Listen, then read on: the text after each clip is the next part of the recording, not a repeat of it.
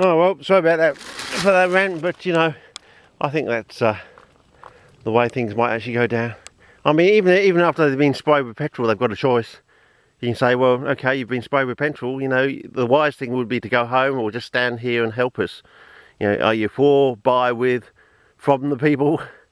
Or otherwise, yeah, I mean, you've got a choice. You're either going to help us regain democracy. You know, we've elected these officials to do our bidding, and they're not doing our bidding now. So, you know, we're now getting rid of them. They don't want to go. They don't want to go in an orderly fashion themselves, so we're doing it. Now, you're either going to help us do this in an orderly fashion, or you've got a choice. You know, you've now been sprayed totally with petrol.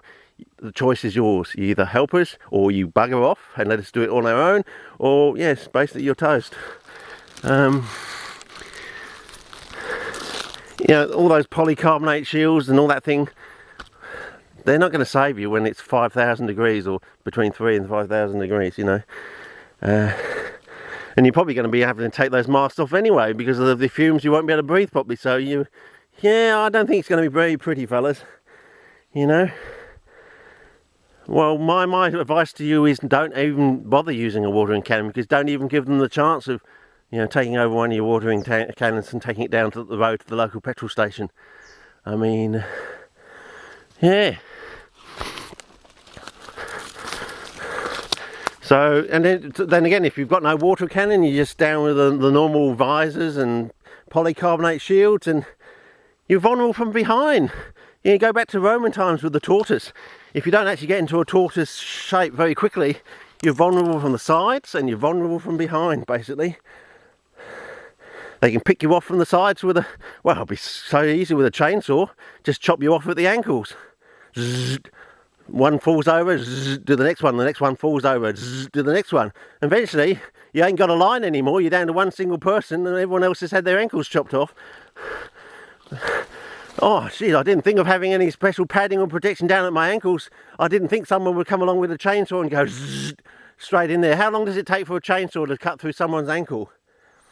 Yeah, man overboard, man down very quickly. I mean, your polycarbonate shield and your bloody visor ain't going to help you when you've had your ankle chopped off and you're, you know, hopping around on one stump because they didn't get the other leg. I mean, I'm just warning you fellas, out there in Abbott Land, this could be the way it goes down if you don't play along. You know, if we want to go back to being Australia again, if it gets much worse, we'll take it back by force, I reckon.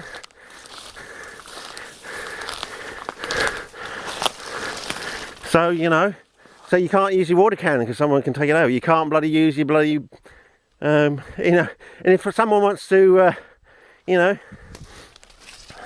take away your oxygen supplies, they can always use cocoa powder. It's freely and easily available down at the local shops. Put that in the air, you got your visor on, you're going to have to take your visor off. And then they could be standing there with mirrors. Can you imagine if they're all standing there with, you know, a couple of hundred mirrors? You know? So you're basically just looking at yourselves, basically, in the mirrors. You can't actually see what you want to do because you can't see in front of you, because all it is just a reflection of your own personal selves. And you're going to look like solid little chaps, I reckon. And while you're doing that, they're probably just chopping your legs off with a chainsaw from the side, you know, taking you from behind. I mean, it's up to you fellas. You're either going to be with us, or you might as well just stay at home and just let us take back our country, return Abbott Land to Australia again, the land of the fair go. You know, I think we've given Abbott a fair go, and he's come up wanting. I think that's what it is, basically.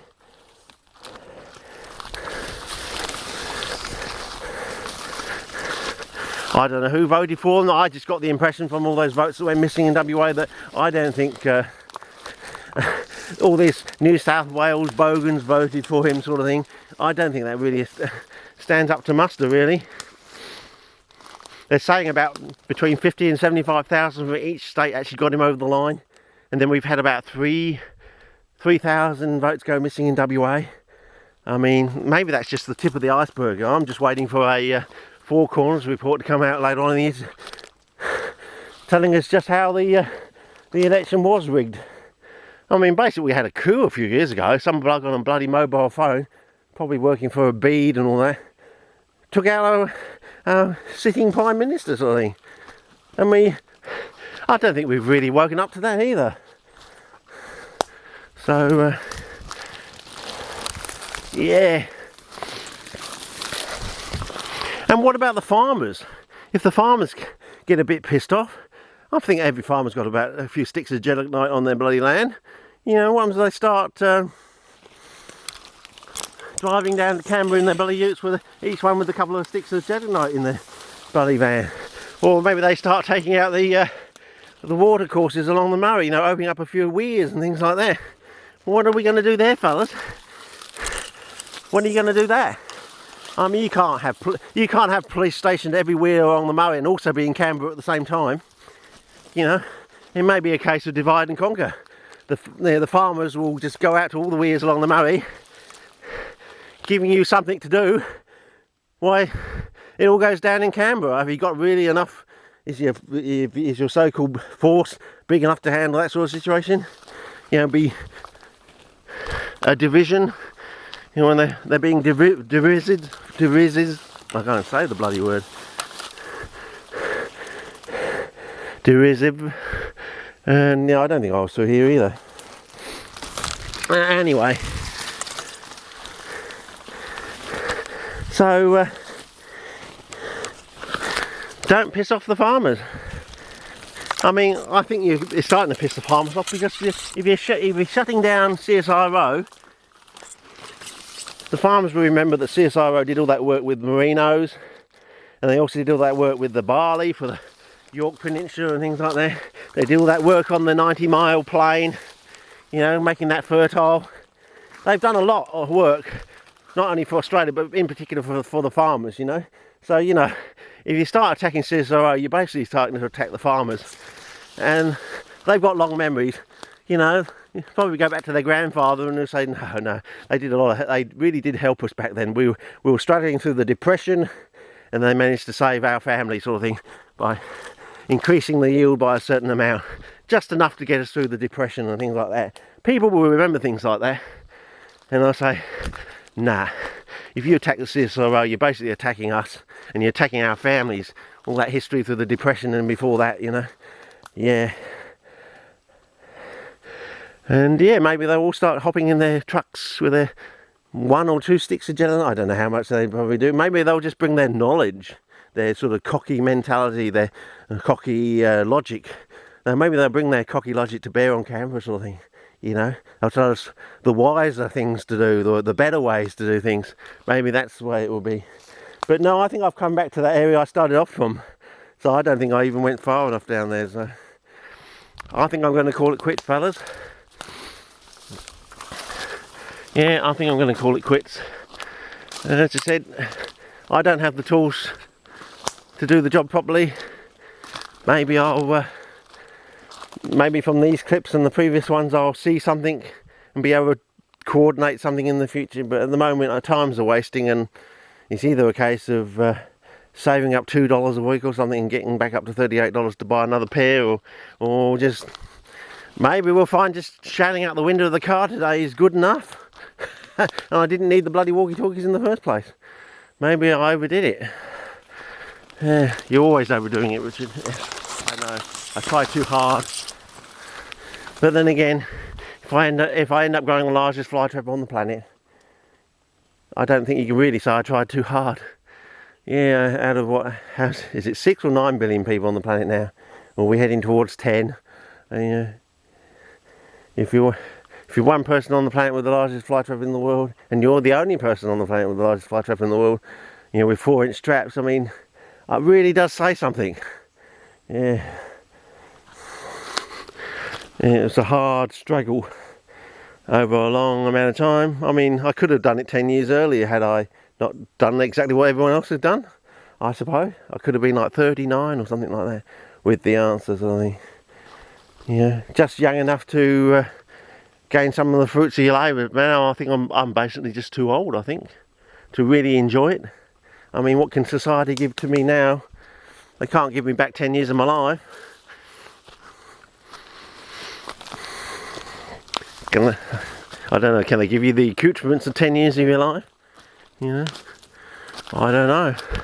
But then again, if you end up saving Australia from Abbotland, maybe they will. They'll say, well, you know, it was your thoughts and ideas that sort of told us, you know, we were thinking about your crazy ideas, but then we looked at it from our point of view and thinking, well, hang on, there's a bit of truth there. It really is getting that bad. Maybe, I don't know. Maybe you need someone who was originally the mad kid on the block who'd be, then because he was so disbelieved and the scientists didn't come back, he became the crazy kid on the block. Maybe you need the thoughts, deeds and action of the crazy kid on the block to actually wake your ideas up, sort of thing, you know. See it from a Mount Olympus point of view, looking down, sort of thing. Yeah. Anyway, fellas, I think I've given up with this. I had a good go. I'm half beat today. The next thing I'm going to be totally bugging myself trying to find this bloody pool, but if we find it and it's interesting,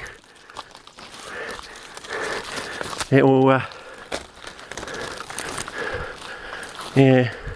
See, I reckon I came back to this from the other side, so you know, it could be just over there if I was know, unless I've got some sort of bearings or coordinate, some trig point I can work back from or to. I've just got no real chance. I had a reasonable go today, fellas. Nice few orchids down there for you. Anyway, this clip's probably getting a bit long, and I'll probably end up with getting back to the car. I think I'll just set up the bonnet cam again and go up the road, and we'll try and find this pond before they. Looks like we've got some weather frontage coming in.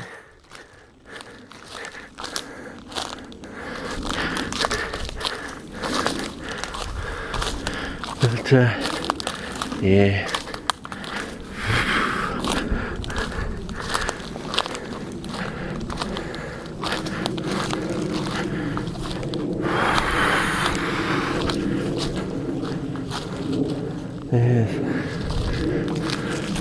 Maybe I should call this set of clips the physics of vulnerabilities.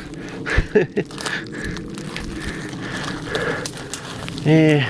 I wonder how many chainsaws there really are in the shops, or in Australia, and how many chainsaws they actually sell at the local hardware stores at any given one time.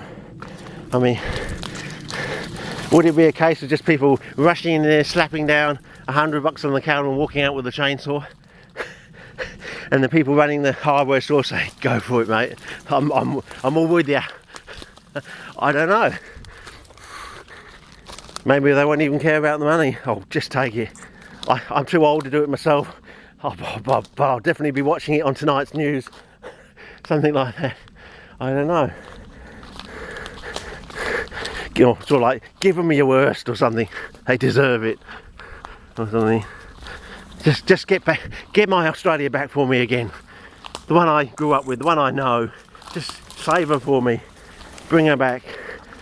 Give me back the fair go. Go on, give it your best shot. Maybe that's what it will be like. I don't know. Am I getting lost again? Or is it just a case of just pushing on through? Well, I'm not going to catch a glimpse of it out here, am I? Oh, it's getting cool again though. Oh, just dropped about 5 degrees then. Amazing. Well, I'm not just going to go to the edge there and just peer down and see it, am I? Am I not going to... Oh, you'd be kicking yourself if you didn't do it, wouldn't you?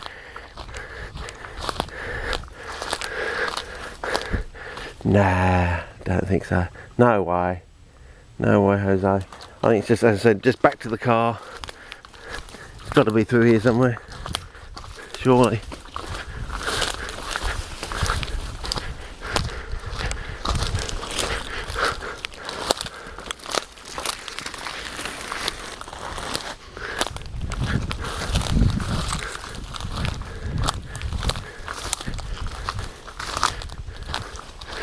Yeah.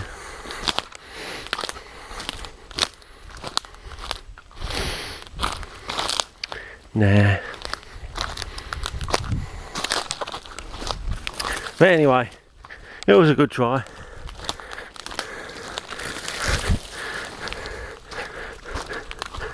We can always do a few more trips later on in the year, but I reckon it's going to be totally... If the bag hasn't closed properly, or if the bag gets blown over by wind, blown open by wind or something, or some kangaroo has a nose in there or something, tries to eat the plastic of the bag or something, before you know it, some rain's going to get in there from one of these heavy rains, and it's going to get wet and it's going to start rusting, and you know, I reckon you're going to... And the batteries are probably, there's some rechargeable ones in there, but there's also some gold ones in there, I think, half and half. There's either 2 of one and 1 of the other, or vice versa, I can't remember. But you know, yeah, they're going to, eventually they're going to leak, I suppose, and that'll just bugger up the things. I think it's a case of just sort of buying a cheap $2, $4, $6, whatever it is these days in the shop, clock, and maybe saving up for another. But as I said, if it's just a case of just shutting out the window, that might be good enough.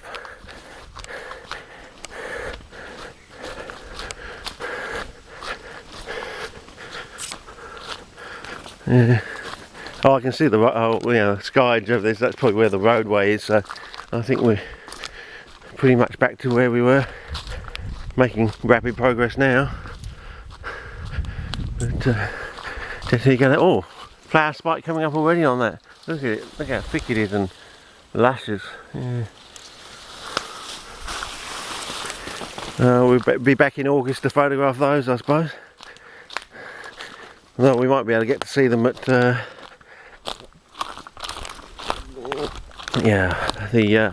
Neville Road Track one.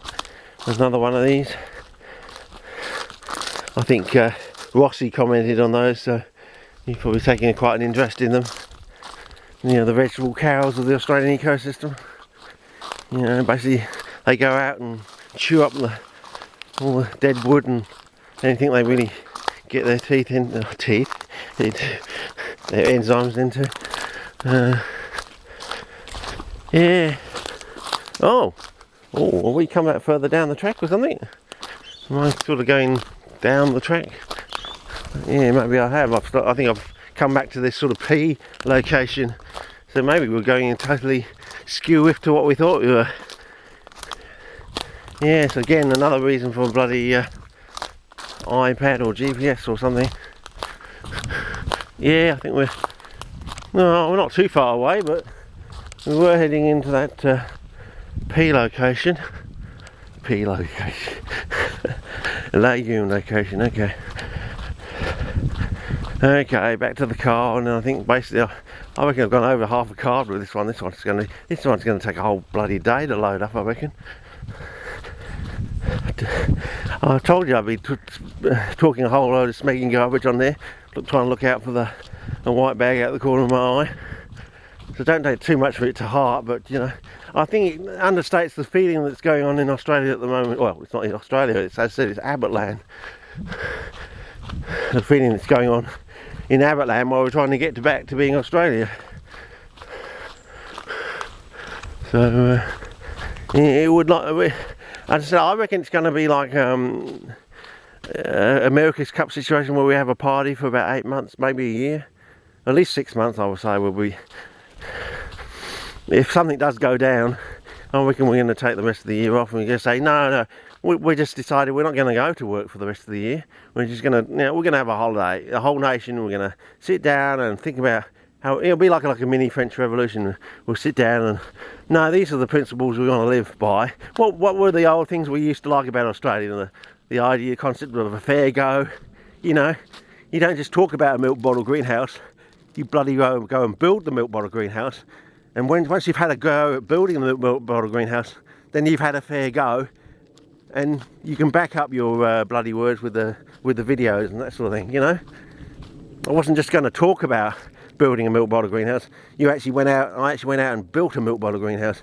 It only got me 2/3 of the way there. I got the cool temperature and I got the litage, but I didn't get the humidity. But then again, we're living in bloody Abbotland here. Plenty of sunnage. We can actually run now, so off a few small solar panels, some sort of humidifier, so you could actually build another milk bottle greenhouse or something similar to it, akin to it, and run a humidifier in it off solar power.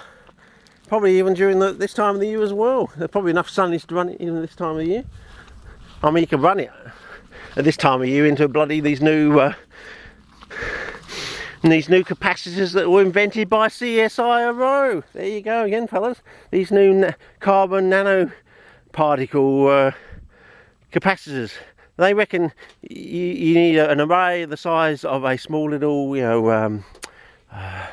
van, something basically this size of this car sort of thing, and you can run your house for a whole year. Everything in your house you could run for a whole year or something like that, just from the capacitors. And they reckon that if you put enough of them together, you could actually absorb a single lightning bolt, the energy, and run a whole city for a whole year. I mean, they've got the potential to be able to absorb, if you get the array and everything worked out properly, they should be able to take a lightning bolt and store the power from a lightning bolt without blowing themselves up or something like that. That's the power of this new nanotechnology they've got now. So, one lightning bolt runs Sydney, another lightning bolt runs Adelaide for a year, another lightning bolt runs Perth for a year. Up in the Northern Territory before the wet comes, they have 8,000 lightning strikes a night, on average 8,000. So they could actually run 8,000 cities the size of Perth, Sydney, Melbourne or Adelaide for a whole year if they wanted to. I mean, they could store that energy probably and send it to another part of the world through some special cable or something, and probably the cable the size of a bloody pipe or something, I don't know. But when you put your mind to it, put your back into it, I mean, isn't that the way we're supposed to be going? We've got all the resources in Australia to be able to do that if we really put our minds to it. But, we're living in smacking Aberland. We're going to be living in the 1850s before long. Slaves and serfs and fiefdoms and things like that, the way it's going. Anyway, over and out. I think it's time to put the bloody camera on the bloody front of the car and just piss off out here up the road and try and look for this little thing, because I'm getting rapidly pissed off. And I think, there's something coming. If he doesn't fucking pull his finger out, he's something nasty's going to happen down the track, I reckon. And like a mini French Revolution, I reckon. It's coming, I can feel it. Okay, over and out. I mean, talking the country down for 3 years is one thing, but then lying to the nation as well so many times on the back end of that, you're a marked man, basically, when you've done something like that, I reckon. You're definitely a marked man. Okay, over and out.